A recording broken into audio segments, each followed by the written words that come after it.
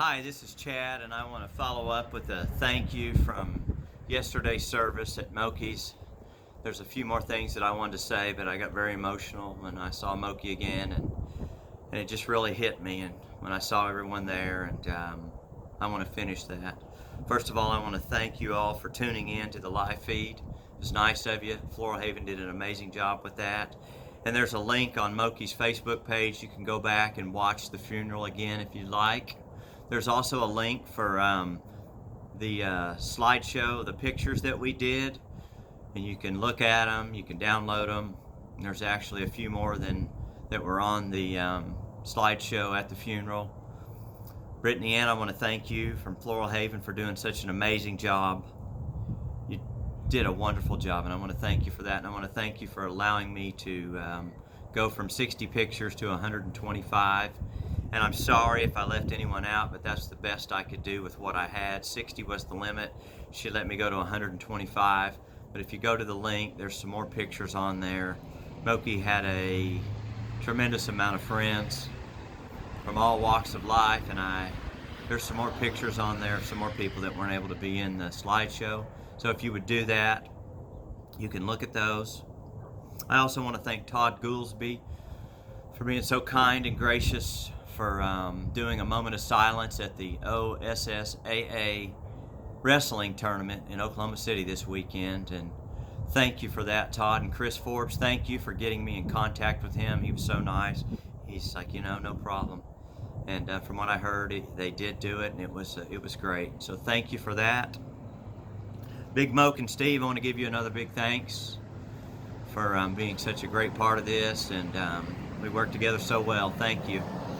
And if anybody plans on doing a funeral or has one come up and they want help with it, Steve and I really streamlined it. We figured out how to do it, what to do, what not to do, how to do it, and how to make it fun. We made this fun, considering, but we made it fun. We celebrated his life, and we laughed and we cried, and we had a wonderful time doing this. We made something that seemed so tragic.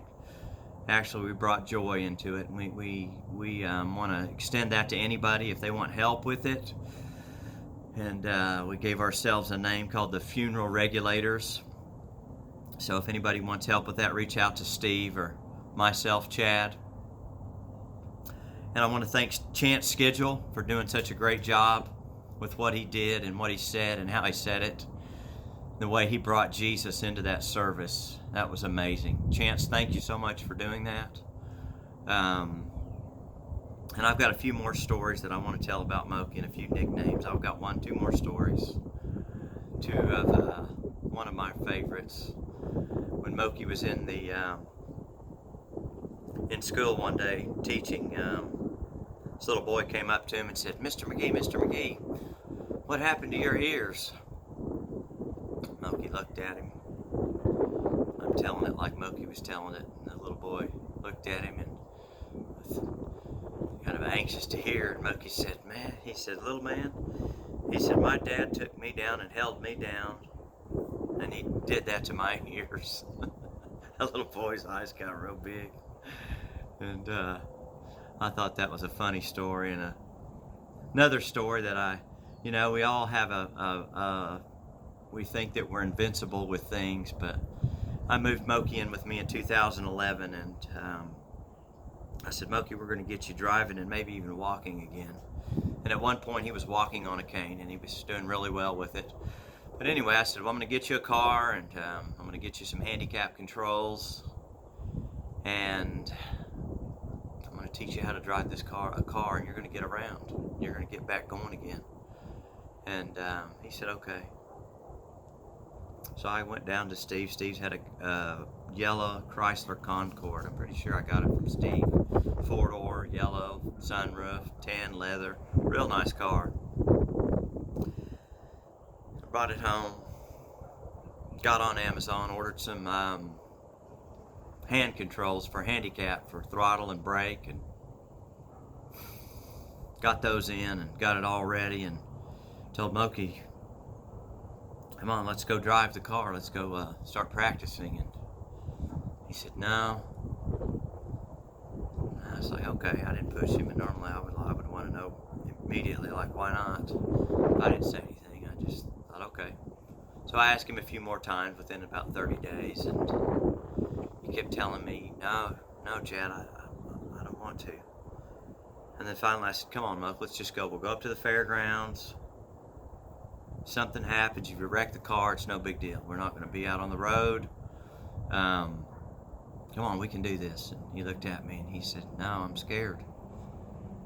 And I looked at him and I thought, wow, okay.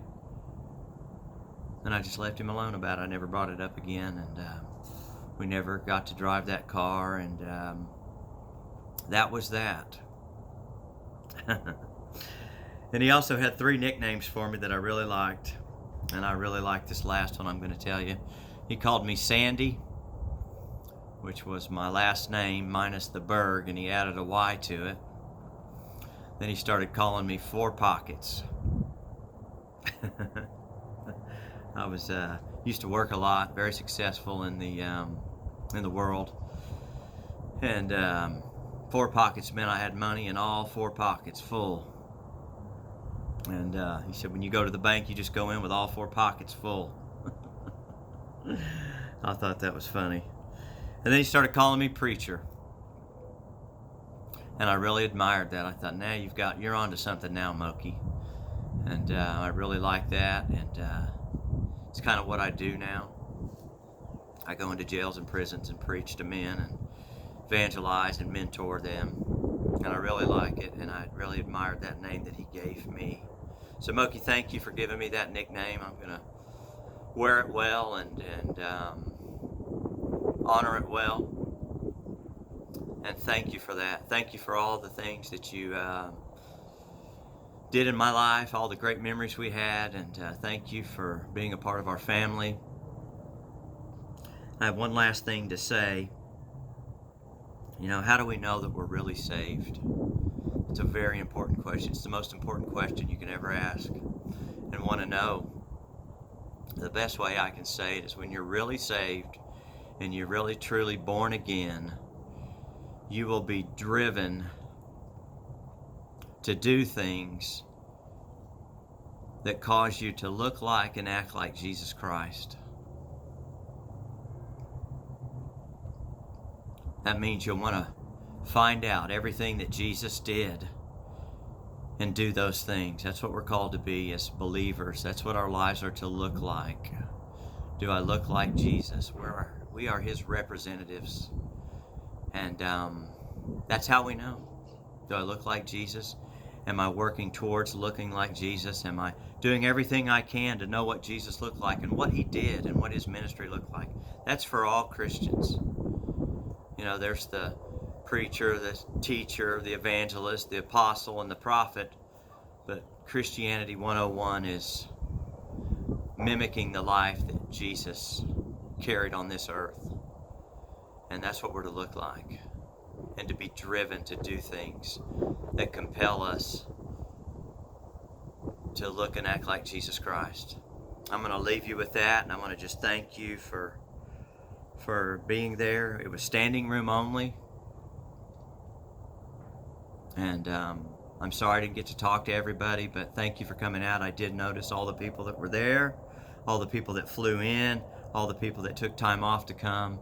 That was so nice of you to come, and I want to thank you from the bottom of my heart for doing that. It really